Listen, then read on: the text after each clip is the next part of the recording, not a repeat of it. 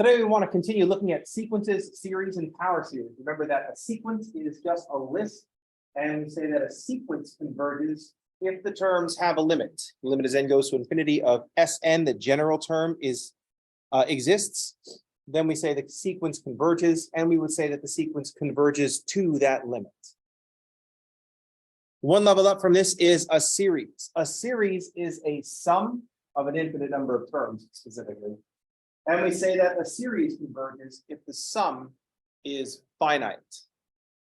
We are now in the process of learning how to recognize when that infinite sum is going to be a finite value.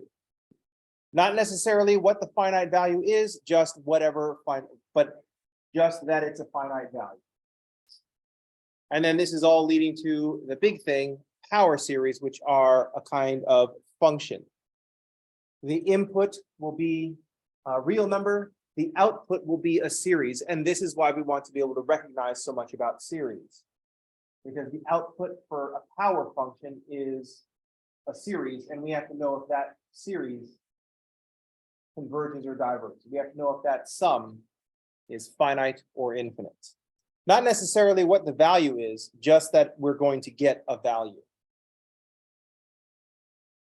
This is important because we want to use power series as models for functions. It could be that we have some weirdo function and we want to try to approximate it with a polynomial, because polynomials are all just addition, multiplication, and exponents, not some weird transcendental type of function. The other thing might be we're developing a polynomial description of a function that we don't know what the function is. So the best we can do is get our mathematical sketch artist power series and start describing the function with a polynomial. Those are the goals. Those are the things that we're dealing with. So we need to talk about convergence of series. If we're given a series, how do we determine if it's convergent or divergent? How do we determine if the series the sum is finite or if the sum is infinite?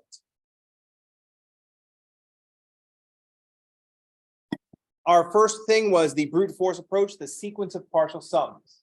A series converges if its sequence of partial sums converges. This is just looking at what happens when we add the next term to our total. If adding the next term slows down and we reach some limit of the sequence, then we can say that the limit of this sequence will be the sum of the series, and that means that the series converges. If the sequence of partial sums just grows without bounds and does not have a limit, then we'll say the sequence of partial sums diverges, and therefore the series diverges as well, because we're not approaching any value. Therefore, we concluded that if the terms of the series don't go to zero, then we can immediately conclude that the series diverges. The most important part of this is that we get the contrapositive, but we do not get the, I don't know if it's the converse or the inverse. We can't conclude that if the limit of the terms is zero, that the series converges. That would be too easy. So it is possible that the limit of the terms is equal to zero and the series still diverges.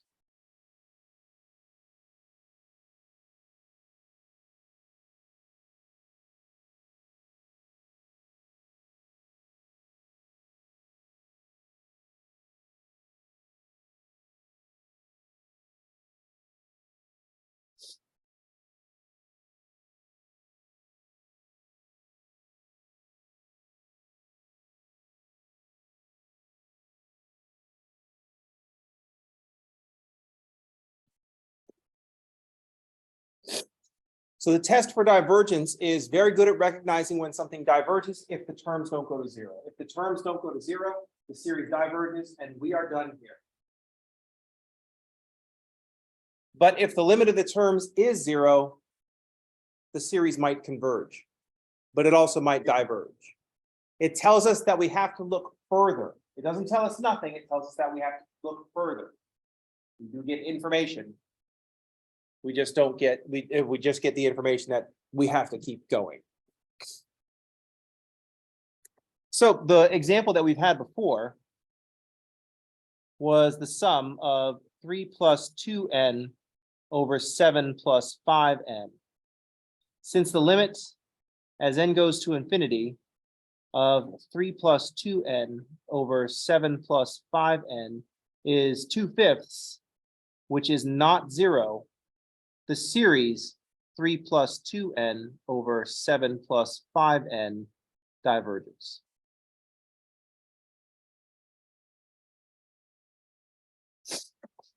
I'm going to put a box around the word diverges because that's what this game is. This game, does the series converge or diverge, is just a multiple choice game.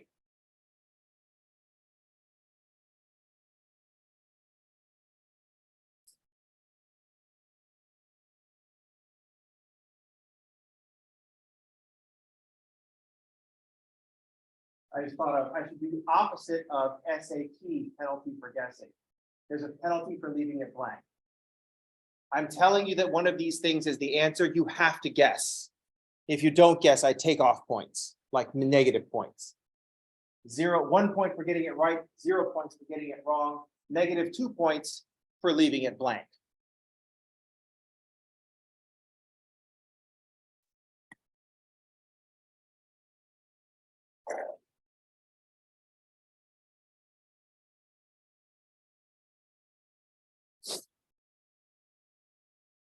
So in this case, the limit of the terms is not 0.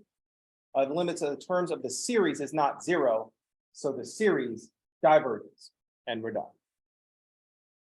Note that the sequence 3 plus 2n over 7 plus 5n, that converges to 2/5.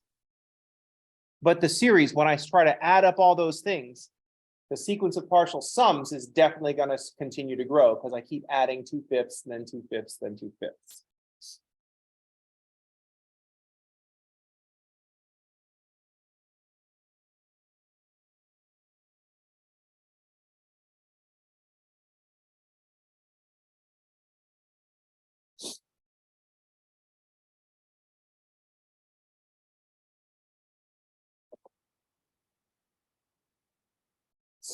This series, 1 plus a half plus a third plus a fourth, and so on, is called the harmonic series.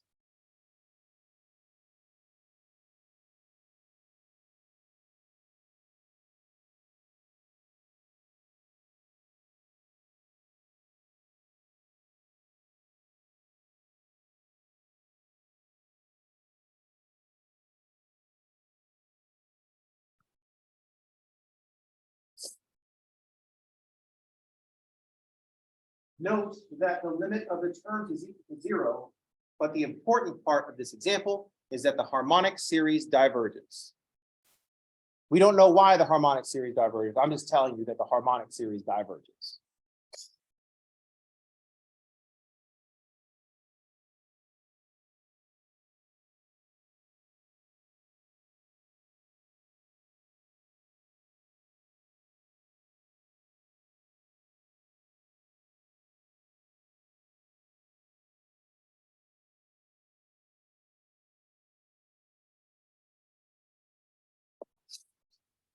This is our most important example of a divergent series where the limit of the terms is equal. I haven't said why the harmonic series diverges. We'll see that in a minute. Actually, it'll be like more like 5 minutes. But this is a critical example. The limit of the terms of the harmonic series is equal to 0, but the harmonic series still diverges.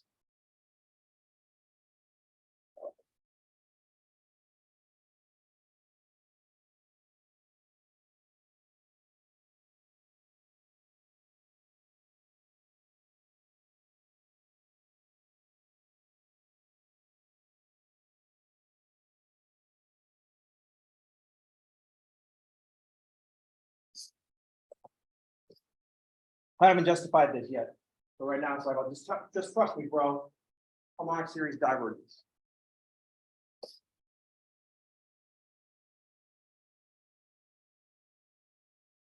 We make small changes to this.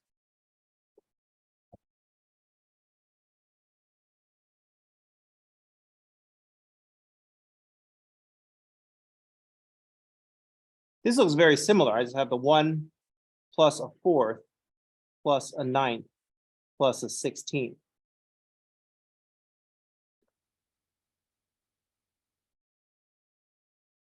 At this point, I have taken enough out of the harmonic series. This series converges. This one doesn't have a name, at least not a name that I'm aware of.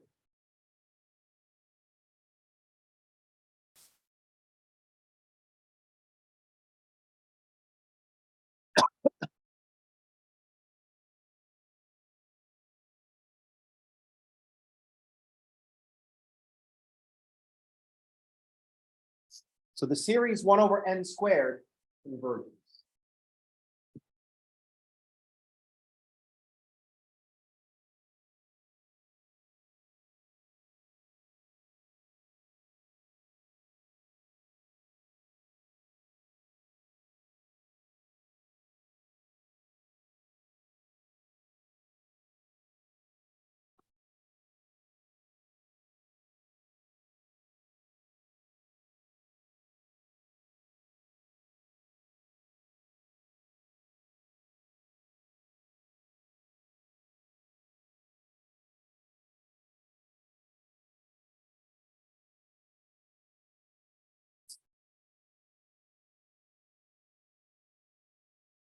Here is another variation on our harmonic series. Instead of squaring the denominators, I'm just going to alternate the signs. I'm going to have a -1 to the n.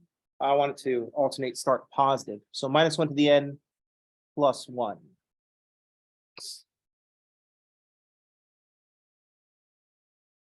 This is the alternating harmonic series, and the alternating harmonic series converges.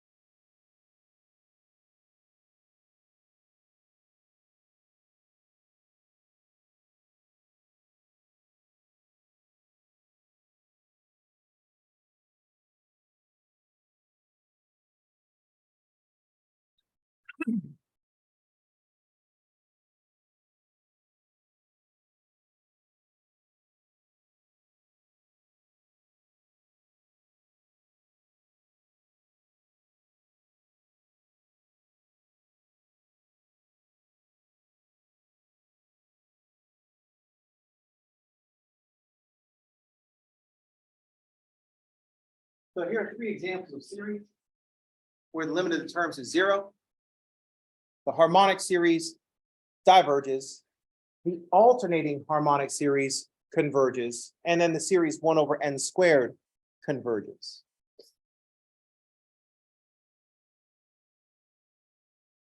We don't see it yet, but there are 2 kinds of convergence at play here. 1 over n squared converges absolutely. The alternating harmonic series converges conditionally.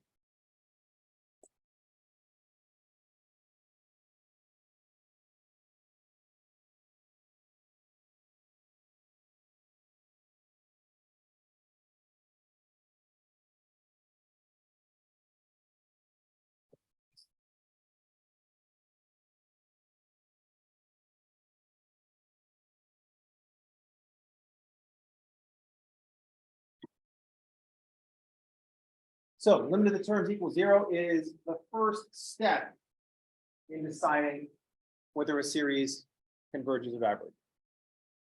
If the terms don't go to 0, we're done. The series diverges. If the terms do go to 0, now we can go on and look at some other factors.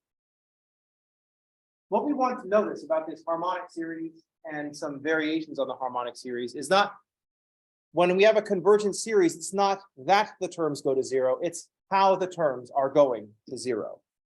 That's another way to think about it.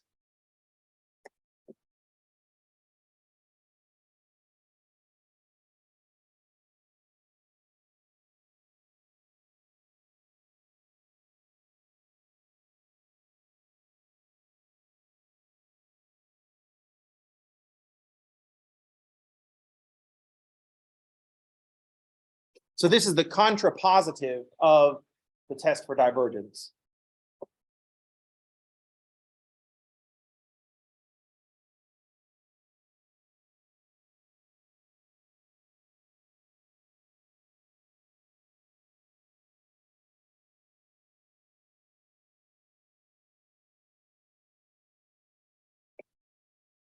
When they have an if-then statement, if A, then B, the contrapositive would be if not B, then not A. The contrapositive is always true.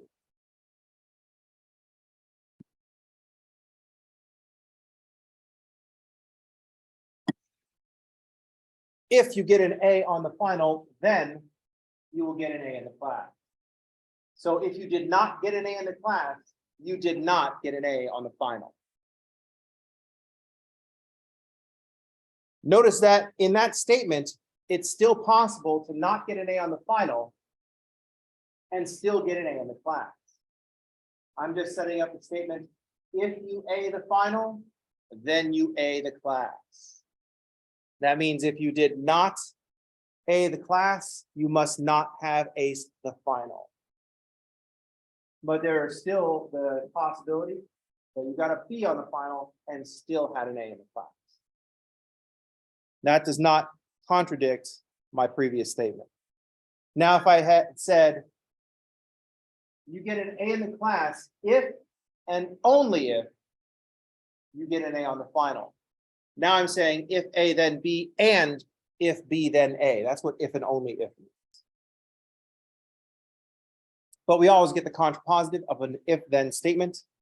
If a series converges, then the limit of the terms is 0. But since it's possible for the limit of the terms to be 0 and the series still diverges, it's not that the terms go to 0, it's how the terms go to 0.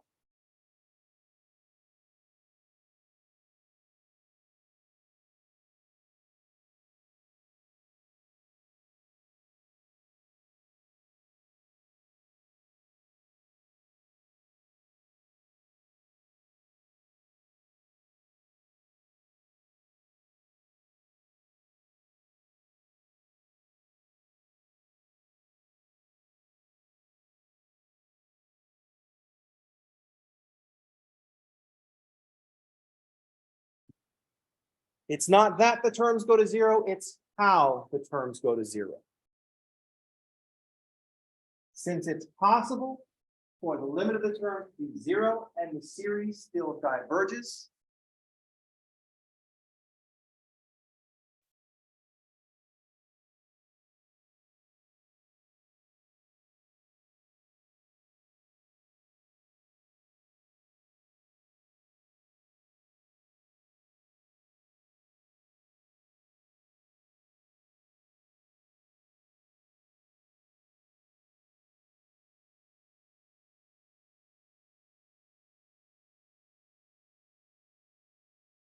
because it's possible for the limit of the terms to be 0 and for the series to still diverge, it's not that the terms go to 0, it's how the terms are going to 0.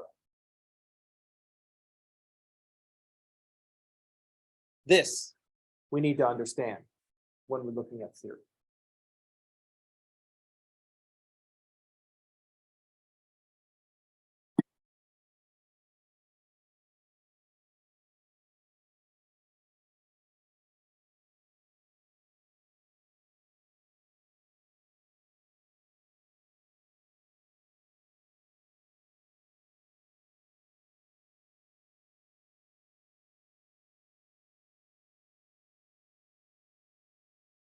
So, therefore, we need something else. We need more information. Note that in a series, we're adding a bunch of stuff up. We have another object that adds a bunch of stuff up.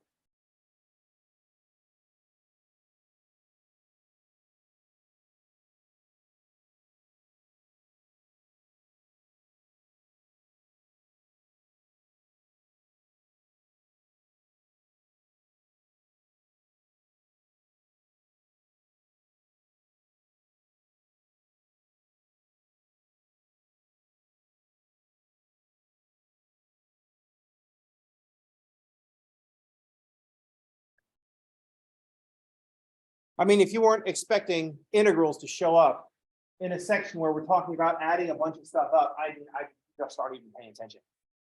I mean, come on. We're adding a bunch of stuff up. As soon as I said we're adding a bunch of stuff up. And you're like, well, how many things are we adding up? And I'm like, well, an infinite number. You should be like, oh shit, integrals are going to be showing up. So this is not a surprise at all.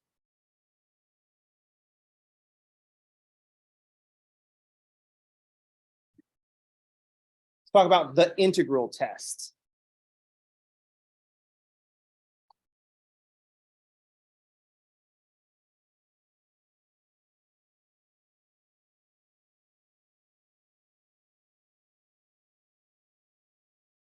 Once again, let a n be a series.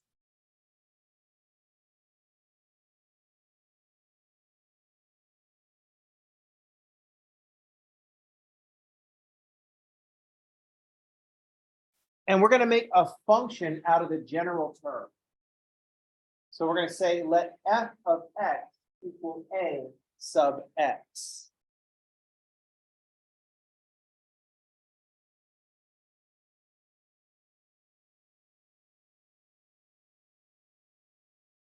Make a function out of the general term.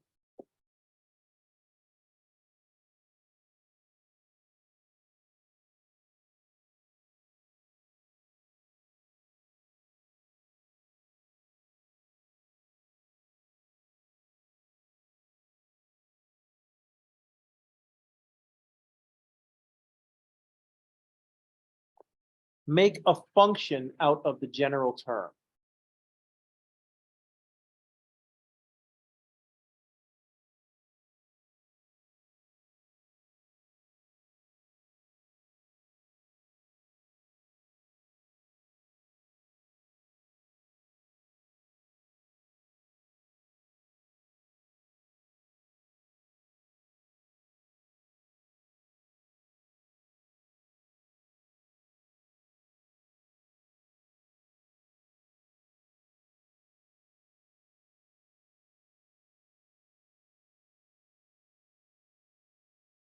Then we're going to calculate an improper integral of the function that we made out of the general term from 1 to infinity. The infinity part is what makes this an improper integral.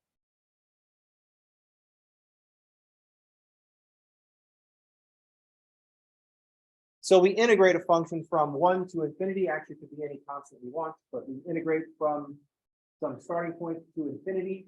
If that improper integral diverges, then the series diverges.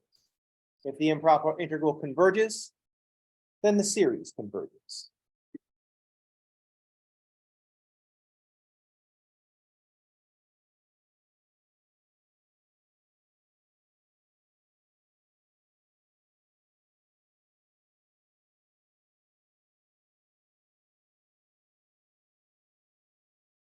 I just didn't want to write it twice. Whatever the improper integral does, the series does. Here's why we like this. We like this because it gives us something to just calculate. If you're thinking, this seems like a variation on brute force, it's like brute force, like more steps. It's actually brute force with fewer steps because you don't have to do an infinite number. But the reason that we like the integral test is that it gives us something to calculate.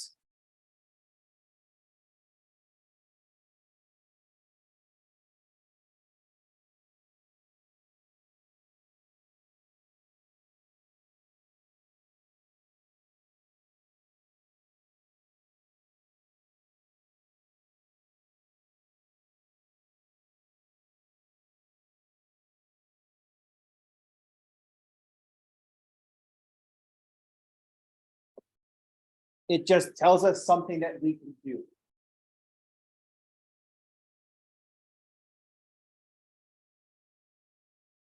So this is why we like the integral test.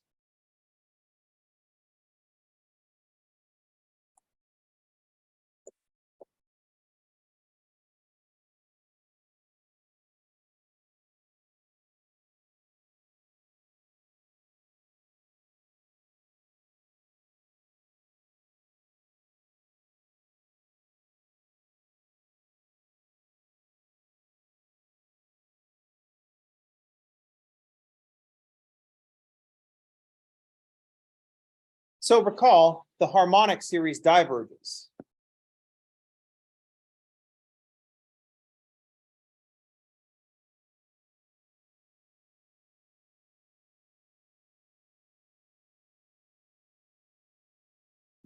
We're going to show that the harmonic series diverges by using the integral test. We're going to integrate from 1 to infinity the function 1 over x dx.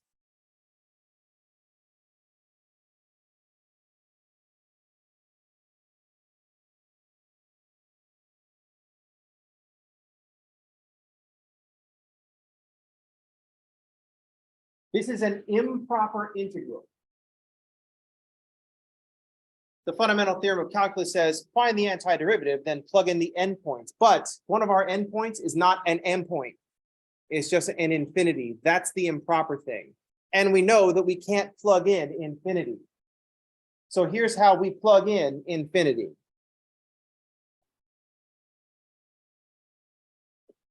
We replace the infinity with the limit as n goes to infinity. Well, I'm going to call it b because that's the place it occupies. The limit as b goes to infinity of the integral from 1 to b.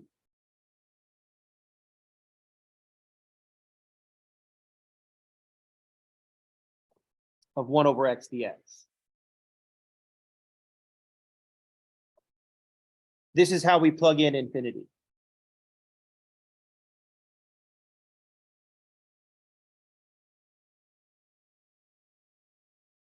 Dang it.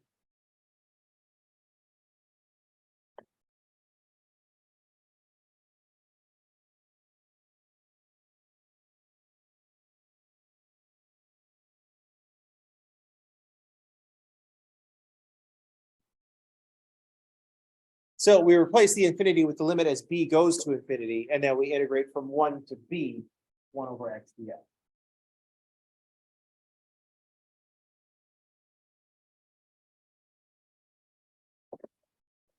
So now we'll find the antiderivative.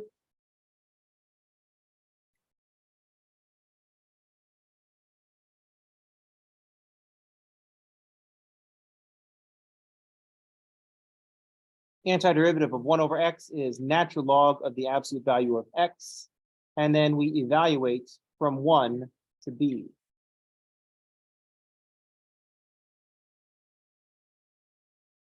So this is going to be the limit as b goes to infinity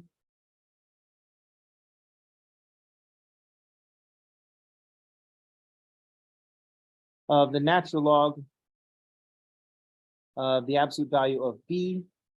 B is positive, so I'm just going to write natural log of b minus the natural log of 1.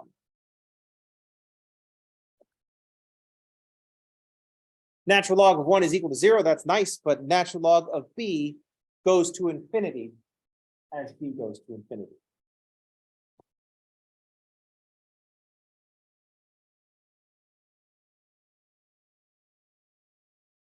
So the graph of the natural log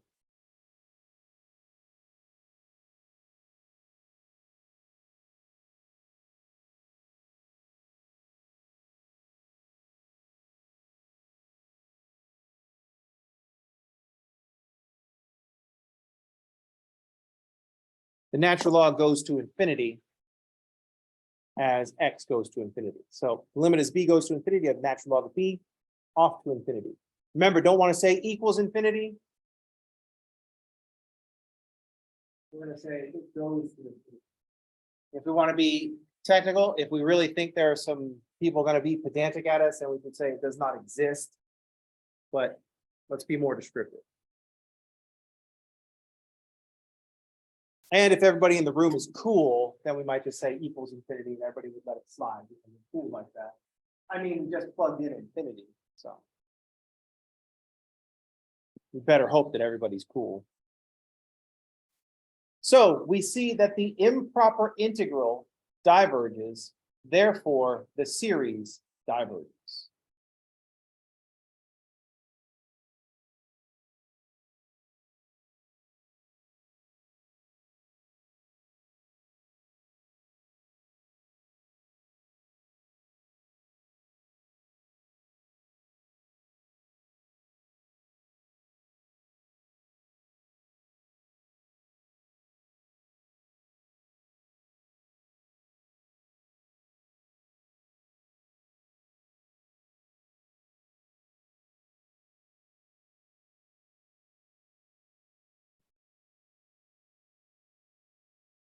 all this is very excessive. This is what we would need to bring forth. We were going to go in front of Judge Judy and argue that the harmonic series diverges. This is one way we can do it. The most important part of this problem was done on the previous page when you all believed me and when I told you that the harmonic series diverges.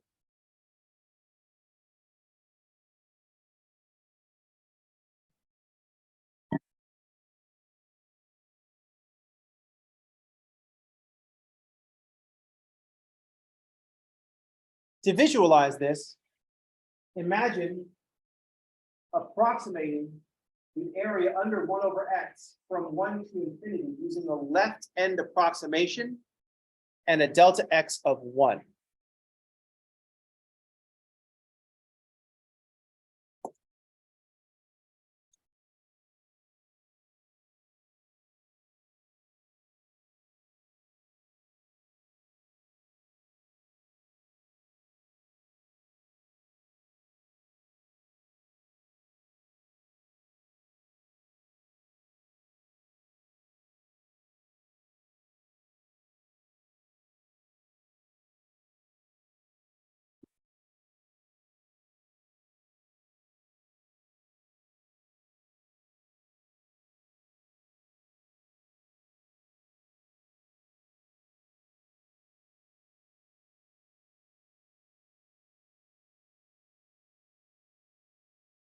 So to make this relate to the harmonic series in a more visual way, I want you to imagine the function 1 over x. We just calculated the area under that curve is infinite. And we can see that the harmonic series is a left endpoint approximation of delta x of 1.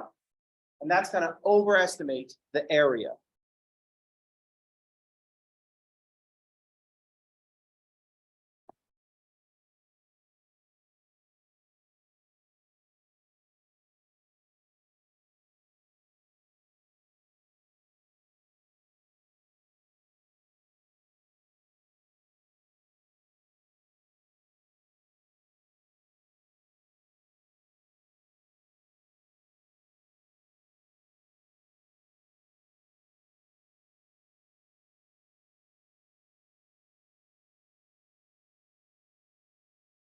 I don't know why I'm being so careful. I know I'm about to not draw this to scale.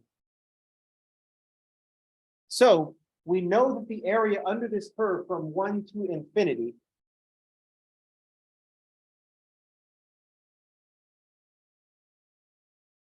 is infinite. That's what our improper integral has told us. The area under this curve is infinite.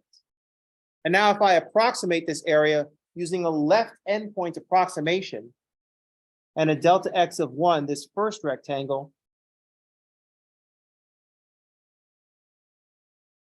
will have an area of 1. This next rectangle will have an area of 1/2. This next rectangle will have an area of 1/3, and so on. And we can see that the left endpoint approximation of this decreasing function is going to overestimate the area. So we are overestimating an infinite area.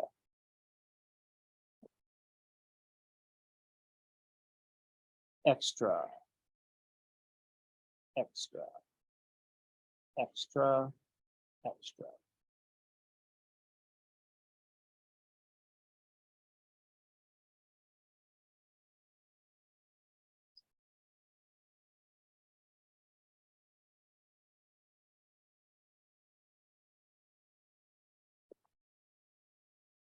Therefore, our overestimate, the harmonic series, must also be infinite. Also note, thinking ahead to tomorrow, if we use the right endpoint, then instead of just 1 plus all this stuff, we just subtract 1. And then we have an underestimate. Knowing that something is less than infinity is not useful. It is not helpful to say, well, if we use the right endpoint, we subtract 1, and then our sum will be less than infinity. That doesn't help at all. What's the penalty in points for making this mistake? it is less than infinity. That still leaves on the table that the penalty is infinite points. So that's not helpful. If we say that this area we calculated is infinite, and this sum is definitely more than that, then we must have an infinite sum. If we say that this area is infinite and we have a sum that is less than that, that doesn't help at all.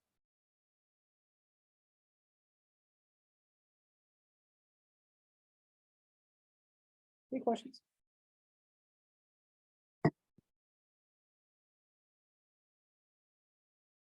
All right.